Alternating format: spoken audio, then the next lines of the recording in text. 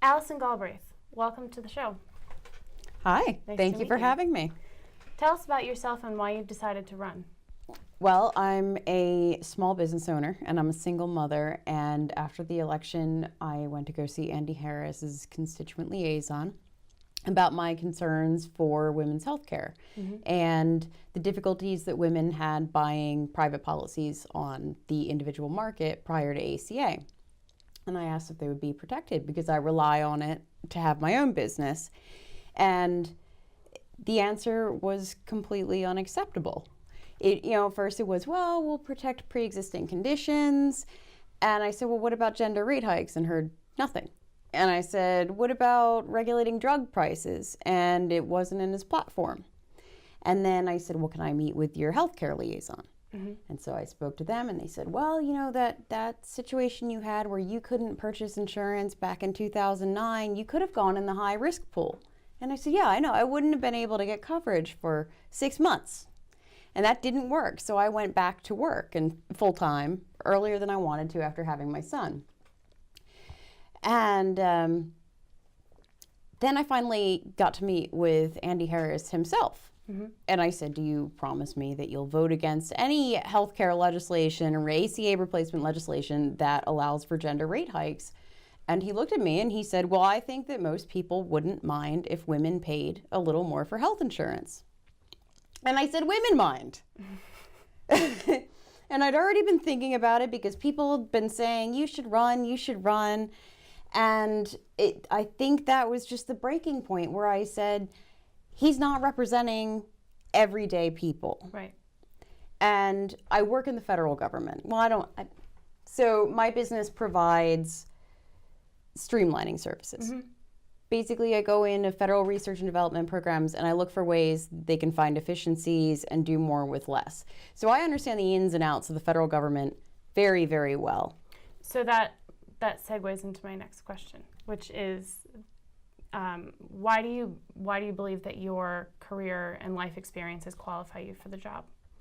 Well, as a single mother and previously married to a veteran, I have a lot of life experience with federal programs. I understand how federal programs can make or break people's lives, basically.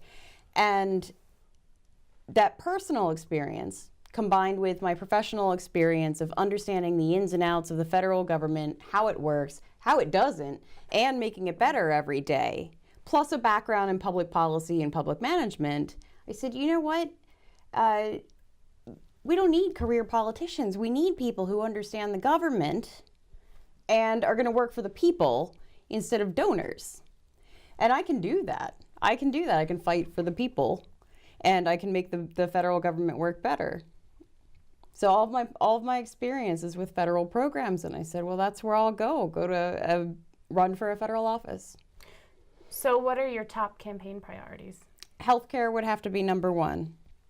Education is number two. And then, there's a tie between a few different issues for number three, but I would say it's the economy, jobs, which is related to our environment here in District 1, and also anti-corruption, getting the big money out of the politics so that the people are being represented and not just the very well-off people or the big corporations, the special interests. So agriculture is very important to Cecil County's landscape and economy, but so is the Chesapeake Bay. How will you manage those competing priorities? It's interesting. One of the research and development programs that I help with is related to, it's actually related to getting rid of chemical munitions. But if you think about it, anything that can get rid of chemical munitions or biological waste or things like that can also get rid of other environmental contaminants. There are research and development programs that will take the chicken waste, for instance, and burn it and turn it into energy. They're not being invested in well, but things like that, research and development brings more professional jobs, and it can help the agricultural community, and it can help the Bay. So I think that there are creative ways that you can address all of those problems without, without really putting the farmers at a disadvantage. And the other thing is that Maryland farmers have already done a lot to clean up. It's Pennsylvania farmers that are being not held to as restrictive standards. Those things really do need to be addressed at a federal level. So there are 50,000 more Republicans than Democrats registered in District 1, and about 5,000 more Republicans than Democrats registered in Cecil County. What is your strategy for winning over moderate Republicans and libertarians in our district? I love talking to libertarians. Oh, I actually meant independents. Well, there are more than enough independents to flip the district, and then some. They're definitely there. It's a matter of getting them out. And let's face it, we're in a two-party system.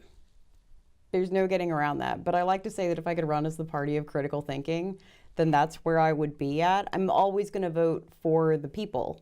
And I feel like the Republican Party's almost been hijacked by people who just want to give to the corporations at the expense of the people. I think that a lot of the moderate Republicans can relate to that. And the key to all of it, I believe, is just to go out and talk to people and have one-on-one personal contact and go out and meet with them and hear their concerns. A lot of people just want to be listened to and know that they're being represented by the government. Well, thank you very much for being here.